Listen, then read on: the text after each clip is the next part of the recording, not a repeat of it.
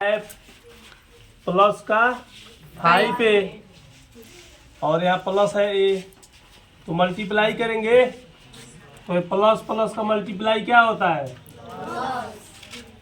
और 5 1 जा और ए का मल्टीप्लाई ए में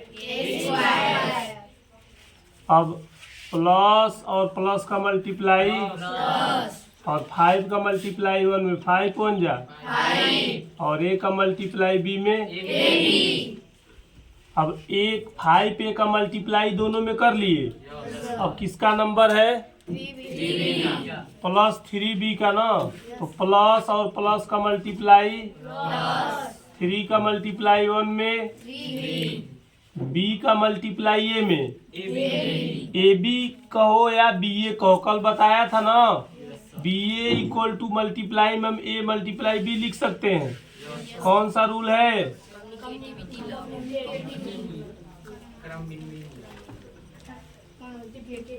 मल्टीप्लिकेटिव ऑफ कम्यूटेटिविटी रूल है ना, मतलब गुणा का साहचर्य नियम, गुणा का क्रम विनिमय नियम। तो लिख सकते हैं क्या लिखें, बी का ए में करेंगे मल्टीप्लाई तो ए बी होगा और प्लस का मल्टीप्लाई और 3b का मल्टीप्लाई बी में करेंगे तो क्या होगा 3b स्क्वायर हो जाएगा। यहाँ क्या है माइनस का प्लस में मल्टीप्लाई और 1 में 2 1 जा और ए का मल्टीप्लाई सी में ए सी, फिर प्लस माइनस का मल्टीप्लाई 2 का मल्टीप्लाई 1 में और सी का मल्टीप्लाई बी में सी बी हो जाएगा। अब स्क्वायर वाला कितना है, देखो स्क्वायर वाला एक पद है 5a स्क्वायर और एक पद है 3b स्क्वायर, तो दोनों का एडिशन तो होगा नहीं, तो दोनों को एक पास रख लो 5a square plus 3b square, दोनों अलग अलग पद है ना। अब देखो ए बी वाला कितना पद इसमें दिख रहा है, ए बी वाला एक है 5ab प्लस 3ab और इधर तो ए बी वाला कोई पद है नहीं, तो ऐड होगा ना, दोनों का साइन सेम है ना, तो 5 और 3 कितना होगा 8ab हो जाएगा। अब यहाँ क्या बचा 2ac माइनस 2cb या bc दोनों लिख सकते हैं ना, तो cb bc दोनों लिख सकते हैं। अब देखो ये 5a स्क्वायर है ये 3b स्क्वायर, दोनों का एडिशन होगा नहीं, ab है 8ab है और ये ac है और ये bc है, तो सब अलग अलग टर्म है ना, तो एडिशन हो गया है। अब उसके बाद क्या किए हैं, इन दोनों का एडिशन करने के बाद हम इसको लिख दिए हैं।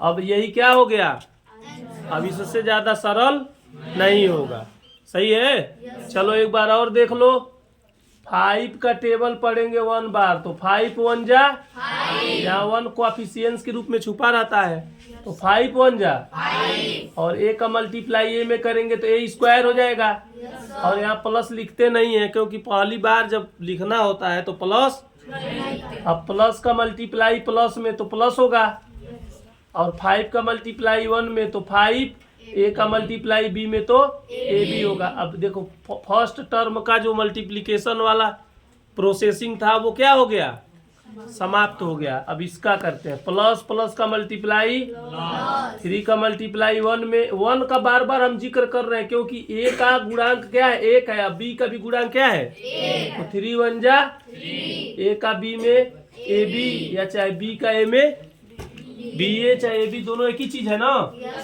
अब 3b का मल्टीप्लाई b में तो 3 1 जा 3 और b का मल्टीप्लाई b में b स्क्वायर हो गया। अब देखो फर्स्ट टर्म का भी मल्टीप्लिकेशन खत्म हो गया, दूसरे टर्म का भी खत्म हो, थर्ड टर्म देखो यहाँ माइनस है यहाँ प्लस है, तो प्लस माइनस का मल्टीप्लाई, पहले किसका मल्टीप्लाई करेंगे साइन का और फिर कोएफिशिएंट्स का और उसके बाद में जो वेरिएबल दिया है, हाँ जो ए बी जो भी वेरिएबल है उसका मल्टीप्लाई करेंगे। तो 3 प्रोसेसिंग में वर्क हमारा क्या होता है समाप्त होता है। तो प्लस यहाँ पे है माइनस का मल्टीप्लाई माइनस, 2 का मल्टीप्लाई 1 में 2 और a का मल्टीप्लाई c में ac हो जाएगा।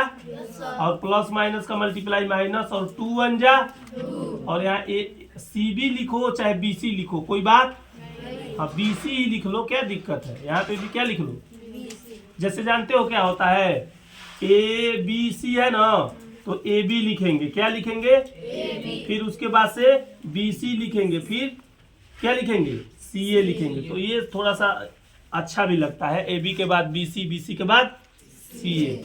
और ए बी को हम ए बी को हम क्या लिख सकते हैं, बी ए भी लिख सकते हैं, नहीं बी सी को क्या लिख सकते हैं, सी बी भी लिख सकते हैं, और सी ए को क्या लिख सकते हैं, ए सी भी लिख सकते हैं। तो ये गलत रूल नहीं है, समझ गए। मल्टीप्लिकेशन में हम लिख सकते हैं कि नहीं, तो थोड़ा बहुत समझना पड़ेगा और बहुत बारीकी किसी चीज को समझना पड़ेगा, समझ रहे हो। मेहनत करोगे ना तब जाके उसका सफलता तुम लोगों को मिलेगा। आप जैसे ना बहुत सारे लोग घबरा जाते हैं, घबराते ये हैं कि कोई चीज़ पढ़े आज तो जानते हैं कल उनको समझ में आ जाए, ऐसा नहीं है। आज कोई चीज़ पढ़ोगे ना तो हो सकता है कि कुछ चीज़ उसका समझ में आए, अगले दिन पढ़ोगे तो कुछ और समझ में आएगा।